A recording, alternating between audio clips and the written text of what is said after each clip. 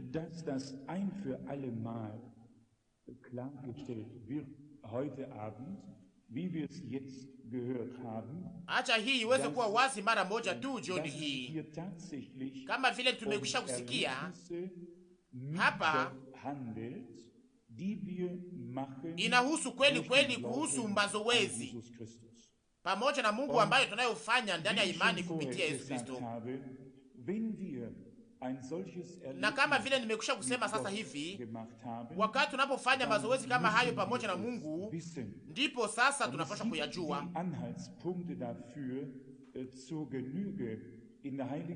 na kuna alama nyingi kuhusu maneno haya ndani ya maandiko matakatifu, sana sana andiko inayotukumbusha kuhusu uumbaji wa mtu wa mwili, na ya pili yale ambayo Bwana Yesu aliyofanya katikati ya wanafunzi wake nyuma ya ufufuko wake. Hapa ndani ya Injili ya Yohana kwenye sura 20 tunasoma kuanza kwa mstari wa 19. Yohana 20 mstari wa 19. Basi magharibi ya siku ile ile, ikiwa siku ya kwanza ya juma, wakati milango ilipofungwa pahali walipokuwa wanafunzi kwa sababu ya kuogopa Wayuda, Yesu akakuja akasimama katikati na kusema nao, salama kwenu. Mstari wa 20. Naye akikwisha kusema maneno haya, akawaonyesha mikono yake na mbavu zake. Basi wanafunzi wakafurahi wakati walipoona Bwana. Mstari wa 21. Basi Yesu akasema nao mara ya pili, salama kwenu. Kama Baba alivyonituma mimi, ninawatuma ninyi vile vile. Mstari wa 22. Naye wakati alipokwisha kusema maneno haya, akawapulizia akawaambia, mpokee Roho Mtakatifu. Mstari wa 23. Wowote mkiwasamehe dhambi, zinasamehewa kwao, na wowote mkiwafungia dhambi, zinafungwa kwao.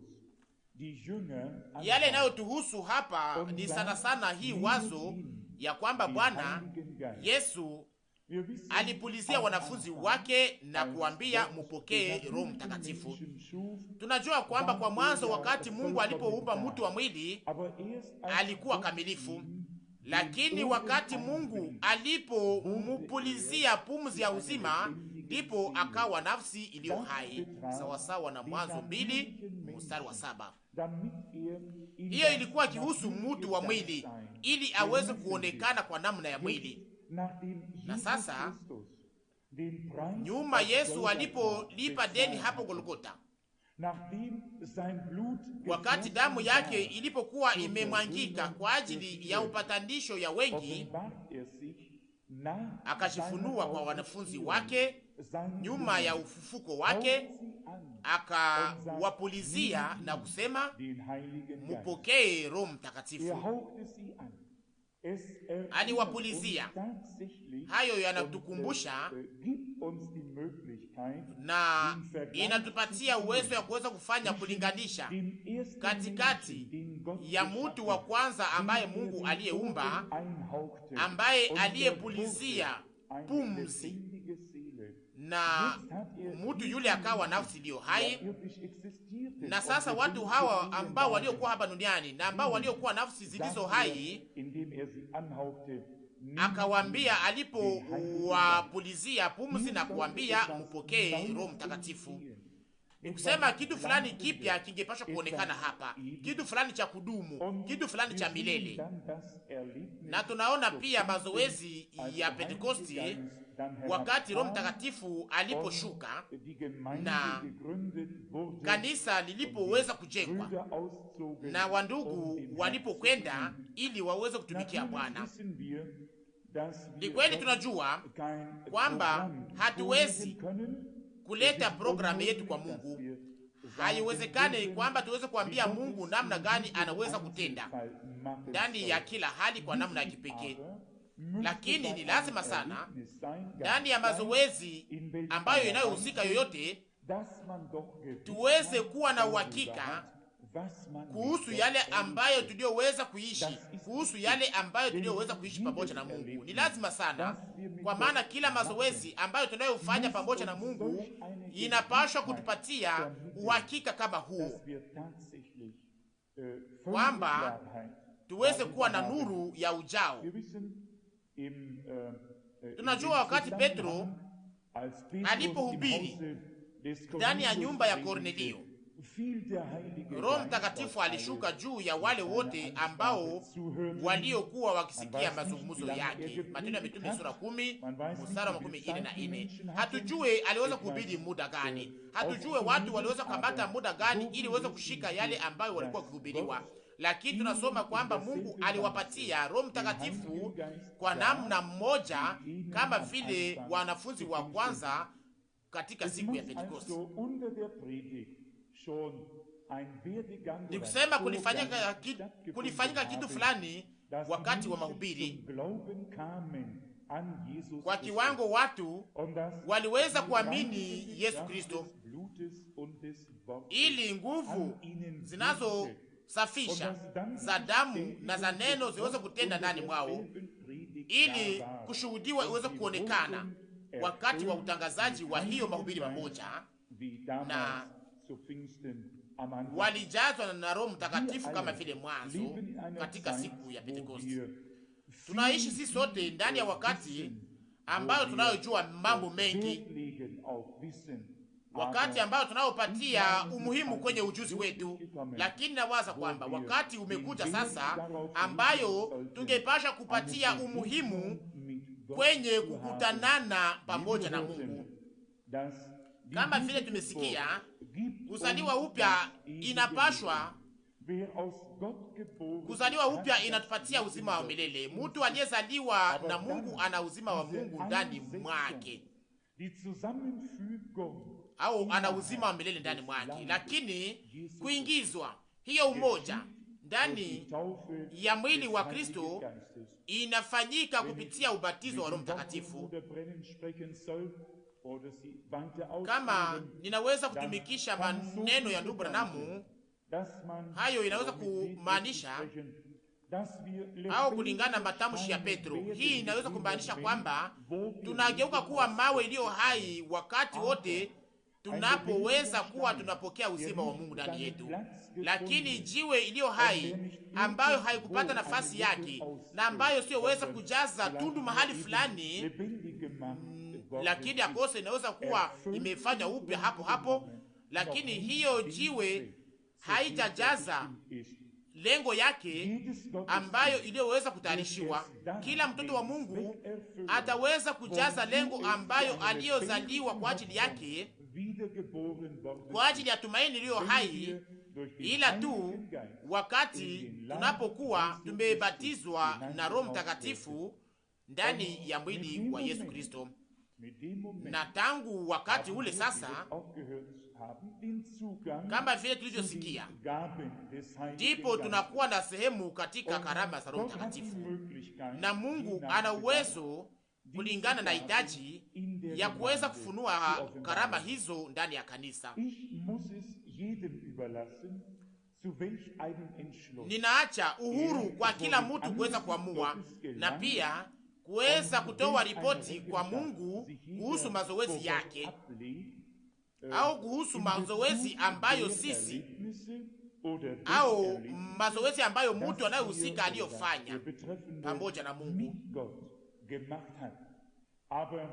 Lakini naamini kwamba haikubaliwe siku zote kuweza kusukuma mambo iliyo ya lazima na kisha tubaki katika mashaka na akose tushindwe kuwa tunatosheka na sisi wenyewe, au kushindwa kutosheka na mazingira yetu, au kushindwa kutosheka na watu wengine wote. Lakini kweli kweli, kama kitu fulani kiko pale, tujue kama kiko pale au kama hakijakuwa pale. Mungu ana ujao ili tuweze kumuomba, tuweze kumuomba, naye atayatupatia bila hata mashaka moja. haina faida kuweza kusema na kuambia watu kwamba watu watakuwa pale wakati wa unyakuo kama wao wenyewe hawakupokea ubatizo wa Roho Mtakatifu.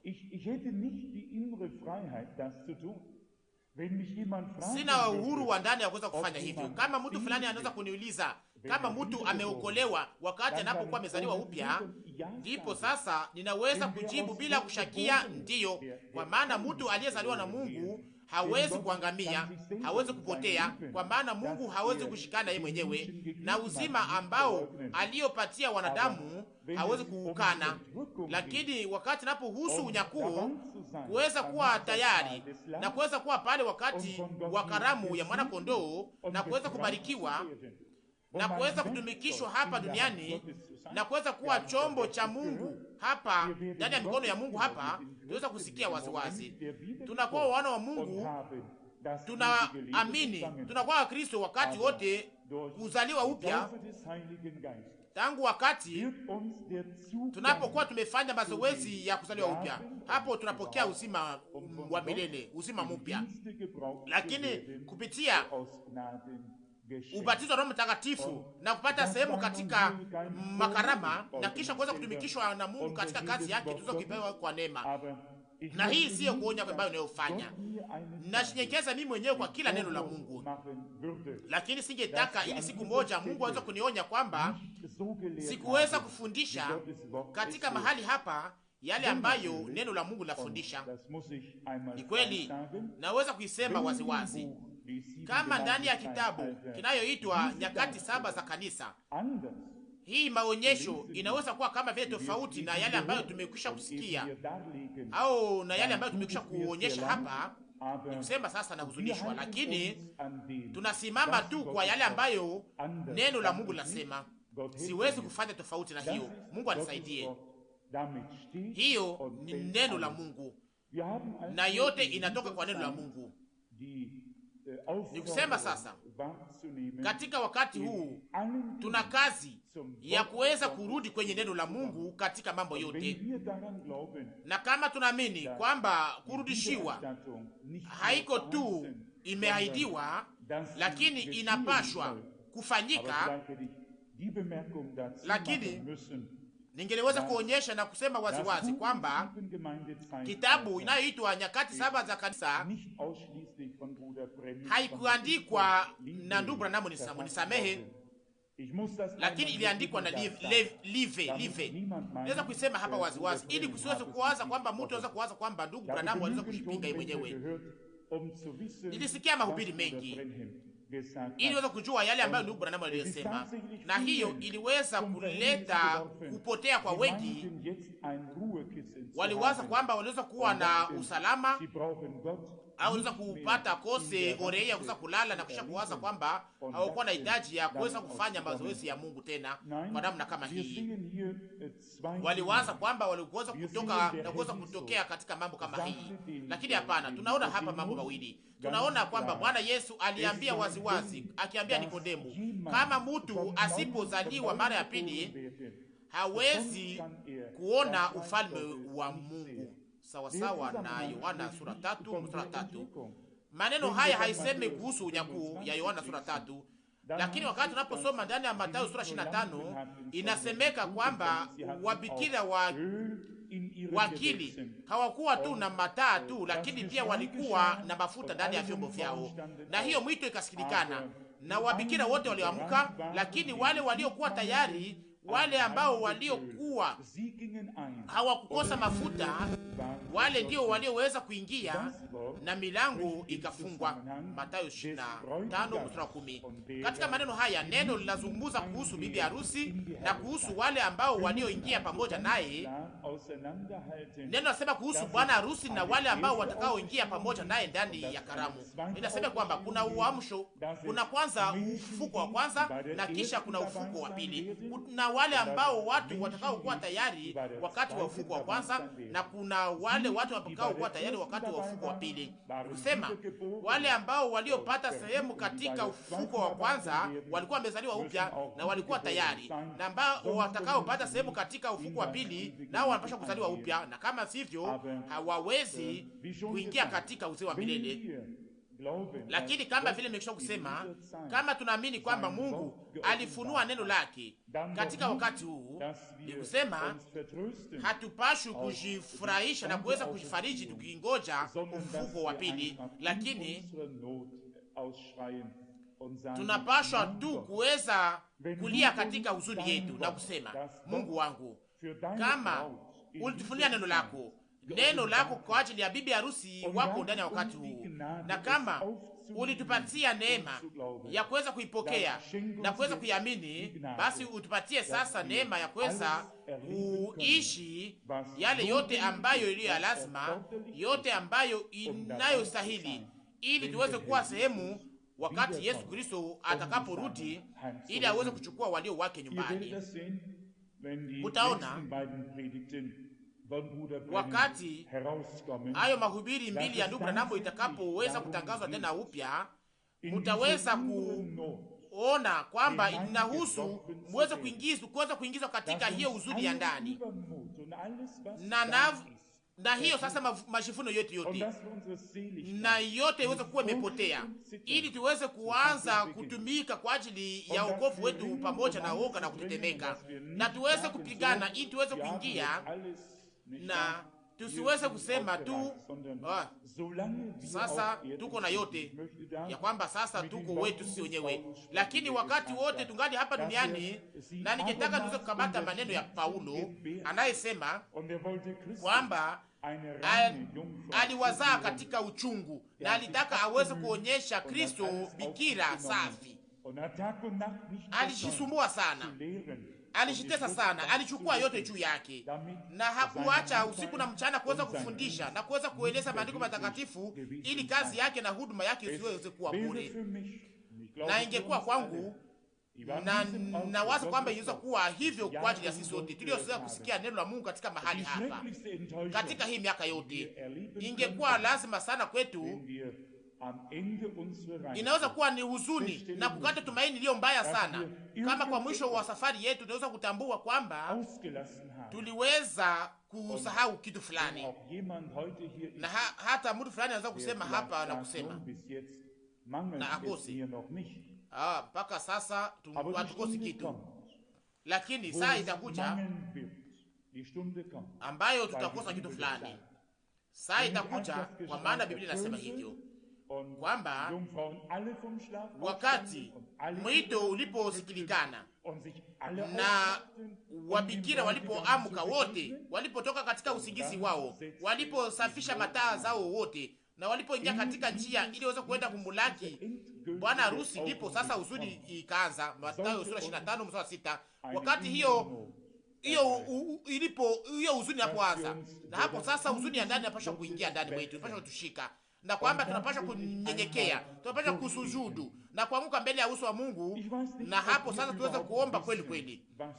Sijui kama tunajua kweli kweli ni kitu gani inayomaanisha kuweza kuomba mpaka katika uhakika wa mwisho, mpaka kupenywa iweze kuingizwa, mpaka mazoezi pamoja na Mungu iweze kufanyika. Wakati wa mbele tulikuwa tukimaliza masaa na masaa ndani ya maombi mpaka tuweze kuwa tumefanya mazoezi pamoja na Mungu. Kama mtu fulani anaamini kwa namna Biblia na kuweza kukubali Yesu Kristo kama vile mwokozi wake, na anaweza kufanya mazoezi ya msamaha wa dhambi zake, ndipo sasa anazaliwa upya kwa ajili ya tumaini mpya. Hii haituletee hata mashaka moja. Lakini iko namna gani kuhusu yale ambayo tunayochunguza hapa jioni hii? Ni kusema ujao wote wa Roho Mtakatifu, baraka za Mungu, nguvu za Mungu ambazo zinaweza kuonekana katikati ya taifa la Mungu. Si hiyo ambayo inayotuletea shida nyingi, na tunajiuliza mara nyingi maswali, kwa sababu gani Mungu hapokee inayompendeza? Nawaambia, kama tunaweza kuwa kanisa 100% la kibiblia, ni hapo sasa Mungu anashurutishwa kuweza kujifunua na kujionyesha. Mungu hawezi kunyamaza. Mungu ni Mungu wa taifa lake. Na naamini ya kwamba ni ndugu Branham aliyesema wakati mmoja kwamba bila yeye siyo kitu, na Mungu naye anahitaji sisi kama vile mwili wake ili aweze kujifunua hapa duniani. Yale ambayo tunahitaji ni kuvunjika kwa namna hiyo, kuvunjika kwa namna hiyo, kama vile hatujawahi kuyaishi mpaka sasa. Kuwa na huzuni kama hiyo ya ndani iweze kutushika, ndiyo, ili kama vile Yakobo tusiweze kuacha, tusiweze kuregea, hata kama inaweza kudumu mpaka kesho, na tuweze kusema Bwana, sitakuacha akose kama unaweza kuniponya na kubariki, kulingana na Mwanzo 13:2-26. Kwa ndugu, hiyo ilikuwa lazima sana, ilikuwa lazima, na baraka ya Mungu itaonekana, tutaisikia. Saha itakuja ambayo ndani upendo wa kweli, na hakuna kitu cha kushitengenezea, hakuna kitu cha kukaza, lakini kwamba upendo wa Mungu ambao unaomiminwa ndani ya mioyo yetu kupitia Roho Mtakatifu, ndiyo tuweze kupata uhusiano sisi kwa sisi kwa kiwango hatuwezi kuwa sisi wenyewe pasipo mwingine. Tunaungana kama vile mwili unavyoungana, kama vile mwili unaoungana, kila kiungo kinasikia yale ambayo kiungo kingine kinasikia. Kwa sababu ya hiyo uhusiano, mwili inakuwa pale, na iko hivyo hivyo pia kupitia mwili na kuhusu mwili wa Yesu Kristo. Naamini ya kwamba ni ndugu yetu Fister aliweza kuniambia huko Bruxelles, huko Ubelgiji, aliyeniambia, ndugu Frank, nyumba ya Mungu inaundwa na mawe mengi, na simenti iliyo katikati ya hiyo majiwe ni upendo wa Mungu. Ndiyo, ni upendo. Ndiyo, ni hivyo. Nyumba ya Mungu inaundwa na mawe mengi, lakini simenti iliyo katikati ya hayo mawe mengi ni upendo. Ndiyo, hakuna kitu kingine. Jiwe haiwezi kusumbua na kutikisa na kulumiza mwingine, kwa maana kuna simenti iliyo katikati ya hiyo mawe. Upendo wa Mungu ulio mimina ndani ya mioyo yetu kupitia Roho Mtakatifu. Mniambie waziwazi kuhusu maneno haya. Muko na mashida kweli ya kuweza kupendana nini kwa nini? Muna shida kupendana kama vile vinavyostahili?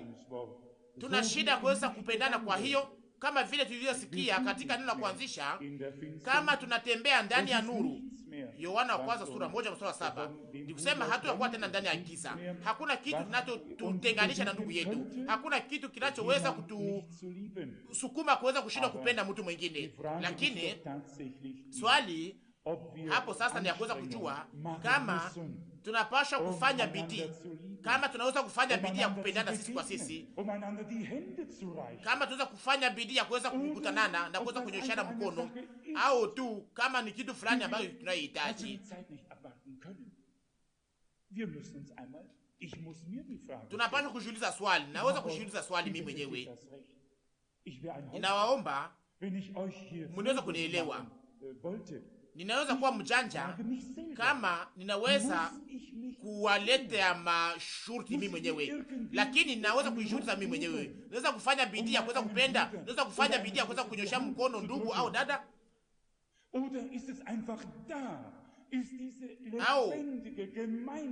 au hiyo kitu inaweza kuwa pale, hiyo ushirika, huo ushirika ulio ndani, huo upendo wa kidini wa Mungu ulio mimina ndani ya mioyo yetu kupitia Roho Mtakatifu.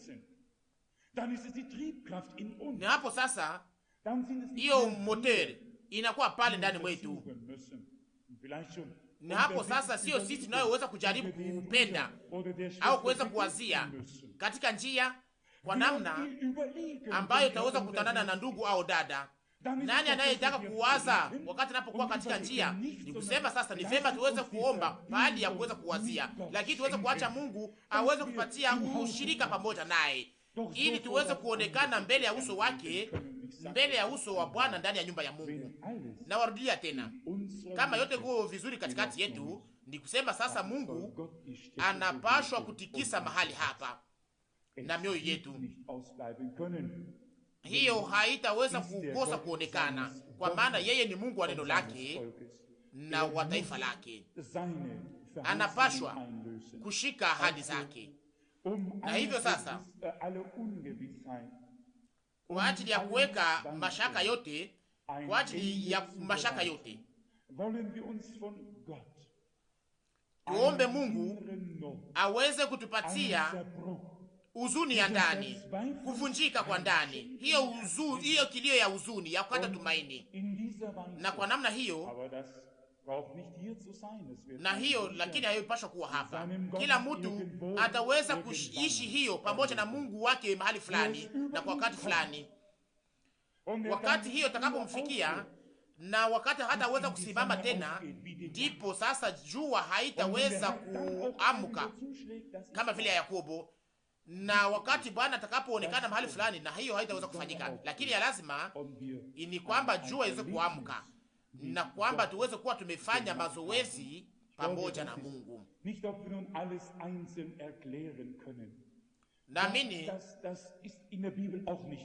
Naamini kwamba sio kuweza kujua kama tunaweza kueleza yote kwa kila mtu na kuweza kuisema kwa kila mtu, na hiyo haifanyika pia ndani ya Biblia. Biblia haiko hapa kwa ajili ya hiyo, na nishaka kuionyesha hapa. Bwana Yesu hakupatia kazi kwa wanafunzi kuweza kueleza Biblia, lakini aliwapatia kazi hii ya kusema kwamba mhubiri habari njema. Hatuwezi kueleza sisi wenyewe mazoezi yanapaswa kufanyika na kila mmoja katikati yetu, na tunayaona pia ndani ya maandiko matakatifu. Tunaona pia ndani ya maandiko matakatifu kwa wale ambao waliofanya mazoezi kama hayo kwa wakati na kwa mahali iliyo tofauti, lakini kitendo ilikuwa ni hiyo mamoja, matokeo ilikuwa ni mamoja, na inapaswa kuwa hivyo hivyo kuhusu sisi. Kama tuko kanisa la kibiblia, kama tuko kusanyiko la kibiblia na mazoezi mamoja na ubatizo mmoja wa Roho Mtakatifu, ubatizo ndani ya mwili wa Yesu Kristo, ni kusema sasa tunakuwa na uhakika kwamba tunakuwa moyo moja na nafsi moja. Kwa mwisho, wanafunzi au wale 120 mbele ya Pentekoste walikuwa wamekuwa moyo mmoja, sivyo? Ni kweli, ni kweli. Tunapaswa kufanya angalisho ili tuweze kuwa na roho yetu andiko ya Biblia inayostahili na maneno inayostahili. Inaweza kuwa pia kwamba baadaye, hapana, lakini wandugu wale na wadada wale ndani ya Matendo ya Mitume sura 1 mstari 14, Matendo ya Mitume sura 1 mstari 14, hawa wote walishinda katika kuomba kwa moyo mmoja pamoja na wanawake na Maria mama ya Yesu na ndugu zake. Wote kwa moyo mmoja walikuwa kidumu ndani ya maombi. Munaweza kuniamini, kulifanyika kitu fulani ndani ya wanafunzi wale, ndani ya wale wote waliokuwa wamekusanyika siku ya Pentekoste au mbele ya Pentekoste. Mbele walitaka waweze kujua nani anaweza kuwa mkuu katikati ya ufalme wa Mungu, lakini hapa hakuna mtu aliyekuwa akiwazia kuhusu yeye mwenyewe, hakuna mtu, lakini wote walikuwa moyo mmoja, wakiungana, sauti moja ndani ya maombi, na Mungu akajifunua katikati yao. Na hiyo ndiyo tunahitaji zaidi ya hii ujuzi wetu na akili yetu. Tunahitaji hii mazoezi pamoja na Mungu mweza yote, na bila mazoezi haya tutakosa kitu fulani siku ambayo Bwana atakaporudi ili achukue walio wake nyumbani. Natumaini kwamba sikuweza kuzuiza mtu fulani kuhusu yale ambayo aliweza kuishi pamoja na Mungu. Hatuwezi kuweza kusambaza mashaka, lakini hiyo ni kazi ya shetani na adui. Tunataka tuweze kupata uhakika mbele ya uso wa Mungu aliye hai, kwa maana tuwe wazi, tuwe wenye haki. Mashaka inaletaka kutokuamini, lakini uhakika itafunua imani. Imani inaleta nguvu ya ushindi, na Mungu atatimiza neno lake, na ataweza kutuletea mazoezi ya hiyo kwa neema. Tutaishi mazoezi kwamba tunaweza kumkaribia, na kwa upande moja kama vile tulivyosoma anatupulizia pumzi na tunapokea uzima mpya wa Mungu. Tunajua kwamba tushaka kuyaishi, lakini kama vile wanafunzi walivyokuwa wakijua mahali ambapo Bwana Yesu alipokuwa amewapulizia na alipowaambia kwamba mupokee Roho Mtakatifu, na kwamba wale ambao mtakao samehe dhambi zao nao watasamehewa dhambi. Ilikuwa ni mamlaka iliyo ya lazima kwa ajili yao ambayo leo wapatia pale, lakini wangeliweza kwenda kuhubiri wakati nguvu za Roho Mtakatifu zilizokuja juu yao, na hapo sasa ndipo walipokwenda wakatangaza neno la Bwana. Mniamini ndugu na dada, saa inakaribia na saa inasonga mbele. Siku inakaribia ambayo Yesu Kristo atakayeweza kuja kuchukua walio wake. Hatuwezi kupumzika mbele, hatujaweza kupata pumziko ndani ya Mungu. Kama tunaweza kushikubalisha sisi wenyewe na kuweza kushihakikisha sisi wenyewe kuhusu mazoezi ya kibiblia kwa namna moja au namna nyingine, hakuna mtu anaweza kujisumbua tena kwa ajili ya hiyo. Lakini tunataka uhakika wa Mungu, na tunaweza kuwa nao wakati wote tunapokuwa tumefanya mazoezi pamoja na Mungu. Hakuna mtu aliyekuwa anahitaji kuweza kuuliza Yakobo na wale wote ambao waliokuwa wamefanya mazoezi pamoja na Mungu na kuweza kuuliza, kweli unaamini kwamba unaweza kuyaishi au unawaza nini? Hiyo maswali yote ilikuwa imepotea mara moja tu baada ya mazoezi pamoja na Mungu. Na itakuwa hivyo hivyo hapa kwetu, itakuwa hivyo hivyo kwa ajili yangu, na itakuwa hivyo hivyo kwa ajili ya sisi sote. Nyuma ya mazoezi ya kweli pamoja na Mungu mweza yote, mashaka yote itakuwa na mwisho wake, maswali yote itakuwa na mwisho wake.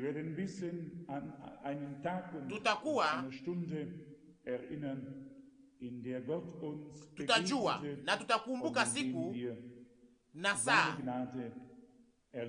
ambayo tuliweza kufanya mazoezi ya Mungu na saa ambayo tuliweza kuishi neema yake, saa ambayo roho au nguvu za Roho Mtakatifu zilizoshuka juu yetu. Shaka kusikia mara nyingi nikusema haitoshi kuweza kufanya kitu fulani kwa ajili yako mwenyewe na kuweza kuonyesha watu kwamba unaweza kupokea Roho Mtakatifu, lakini inahusu mazoezi hayo yenyewe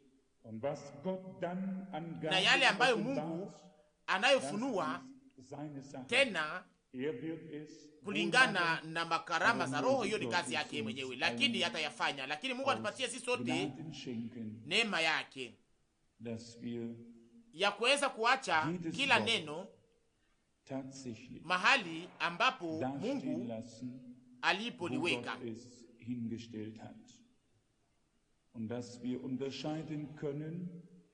na kwamba tuweze kufanya tofauti wakati Bwana Yesu alipoambia wanafunzi wake na mbele hata ya ufufuko na mbele hata ya kusulubishwa na mbele hata ya kumimina kwa Roho Mtakatifu, wakati alipowaambia kwamba mmekwisha kuwa safi, mmekwisha kuwa safi kwa sababu ya neno ambalo nililowaambia, Yohana 15:3. Na hiyo haikumzuiza nyuma ya ufufuko ili aweze kupulizia wanafunzi wake na kuweza kuambia mupokee Roho Mtakatifu, Yohana 20:19.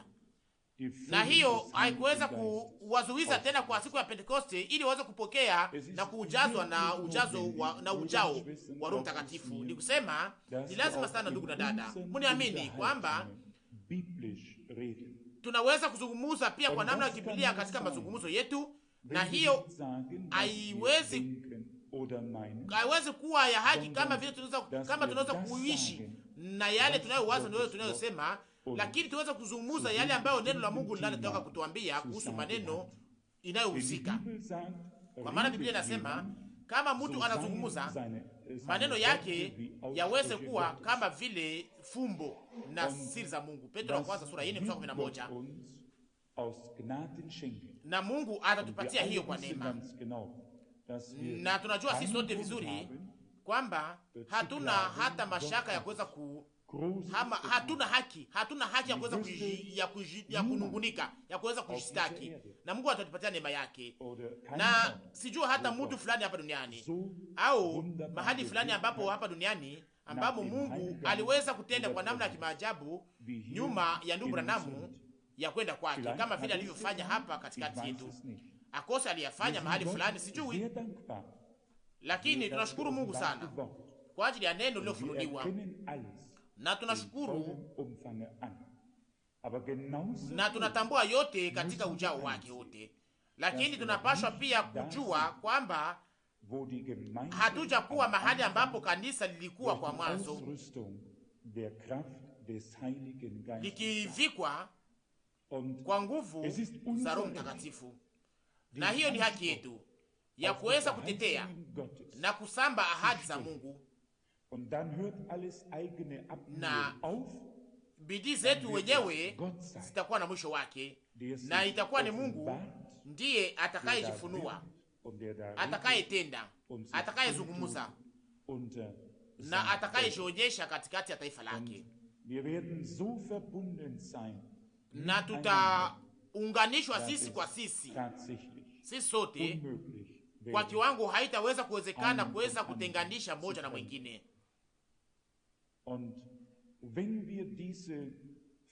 Na kama tunasikia au kama hatusikie hiyo uhusiano sisi kwa sisi, ninataka niweze kuisema kwa namna iliyo wazi kutokea jioni hii.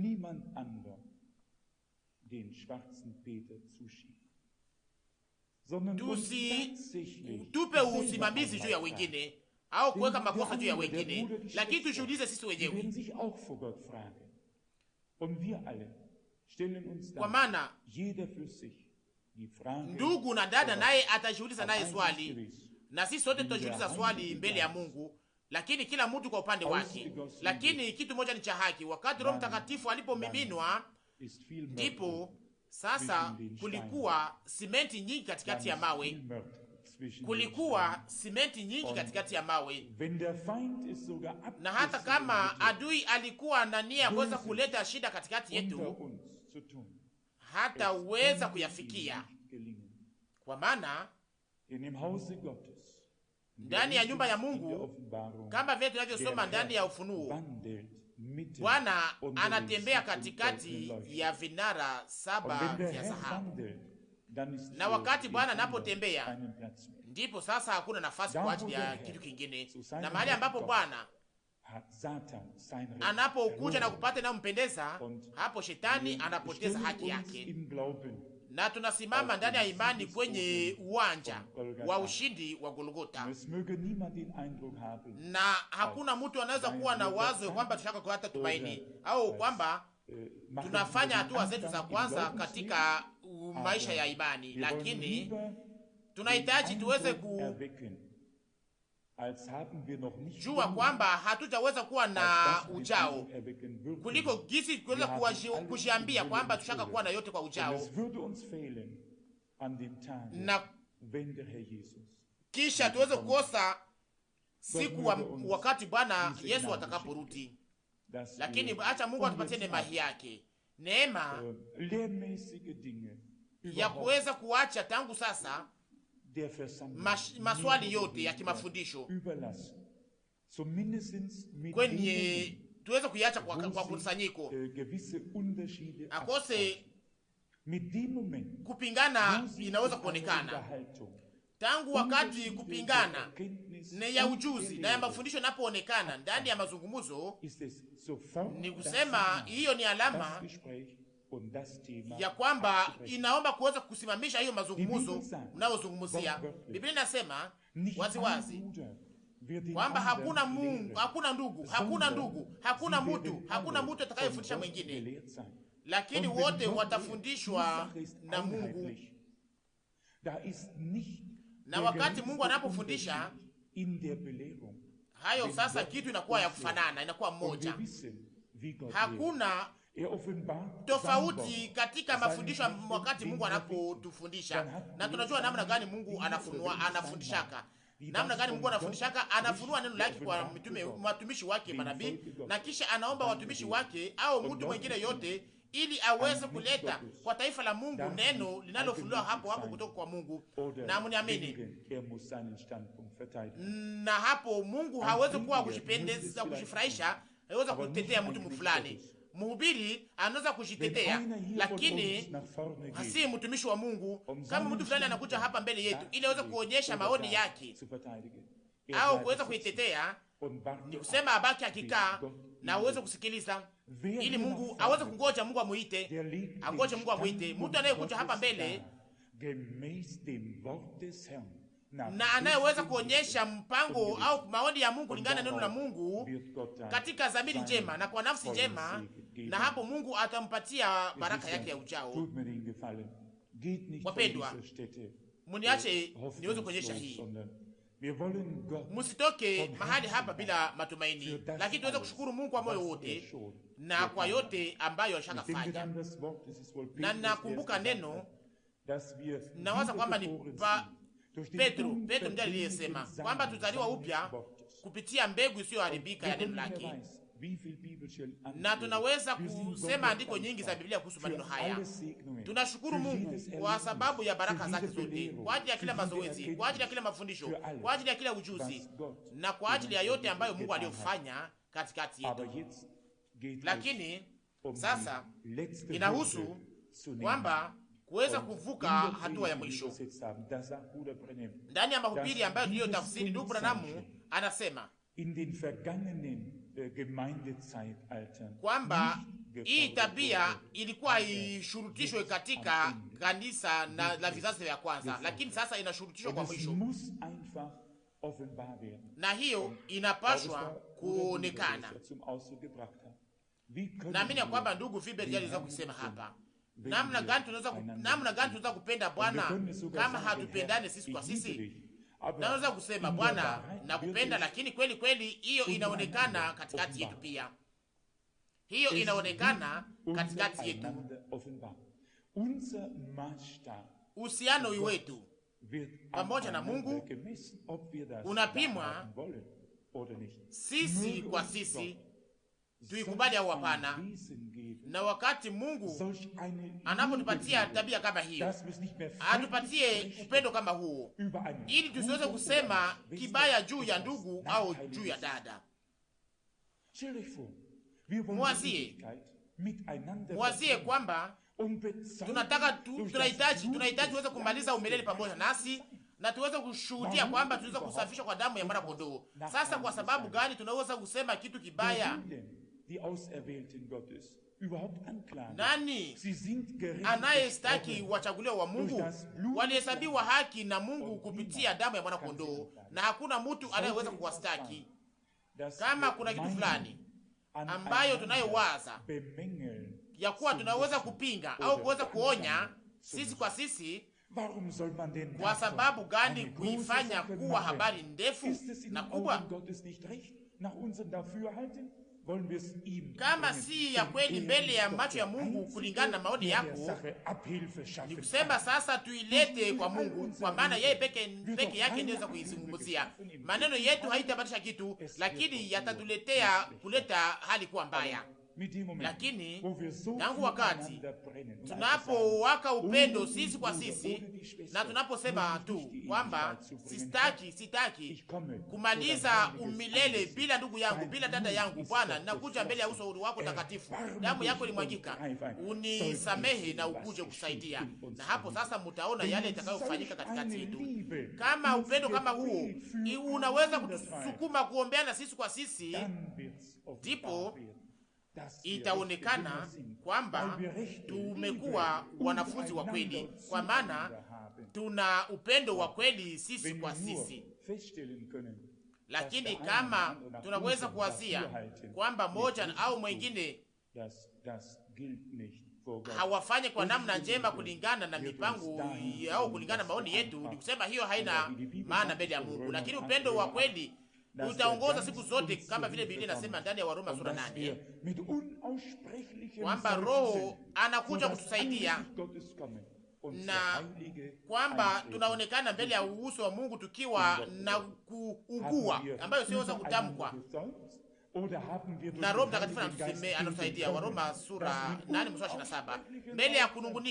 Mbele ya kunungunika tuweze kuomba ndani ya Roho Mtakatifu tukiwa na kuugua ambayo siweza kutamkwa, na Roho Mtakatifu, Roho wa Mungu aweze kutenda ili tuweze kuteteana sisi kwa sisi, na hiyo ndiyo inastabilika. Wapendwa, naweza kunyenyekea chini ya kila neno kama vile wote, na naomba Mungu ili aweze kunipatia neema, anipatie neema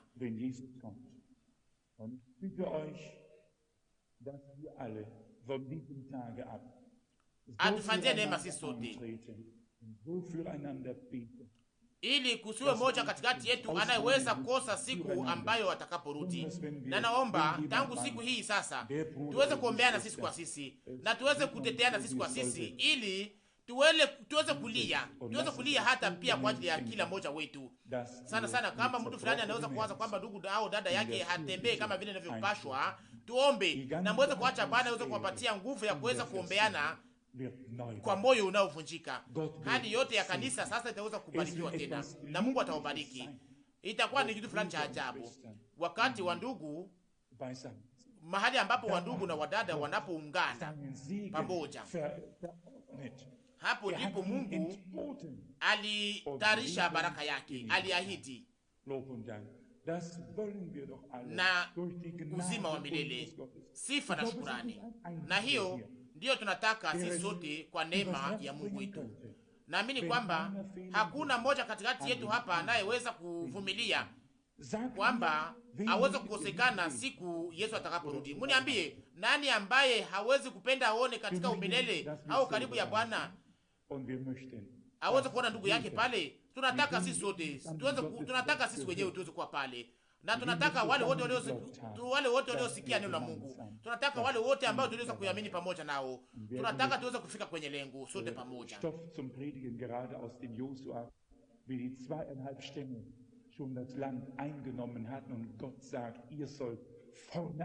Tunaona ndani kama vile ndani ya Yoshua wakati walipokuwa pata nchi, na Mungu akasema mutatembea mbele mpaka wandugu wote watakapopata nchi, na kisha sasa mutaweza kuingia ndani ya nchi.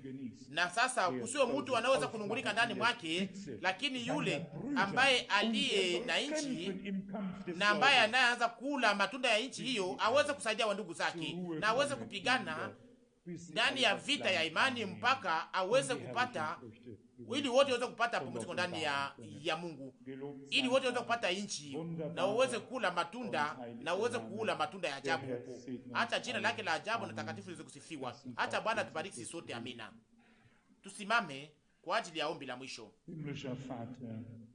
Baba uliye mbinguni, neema yako ni kubwa na wema wako kwa ajili ya wana wa watu hauna mwisho, na unachukua mbali nasi makosa yetu yote, kama vile mashariki iko mbali na magharibi. Bwana, naamini kwa moyo wangu wote kwamba tangu jioni hii unafanya kitu fulani kilicho kubwa ndani yetu na pamoja na sisi sote, na utaionyesha pia pamoja nasi. O Mungu, tunakusifu, tunakuabudu, tunaweka yote katika mikono yako iliyotobolewa. Jifunue kwetu na upulize juu yetu uzima mpya, ili tuweze kusema haleluya, na tuweze pia kusameheana sisi kwa sisi, o Bwana, na tuweze kuungana ndani ya moyo moja kwa ajili ya kuweza kufanya mazoezi ya Roho Mtakatifu. Tunakushukuru Bwana mwaminifu, na tunakuomba uweze kuwa pamoja nasi sote katika jina la Yesu. Amina. Amina.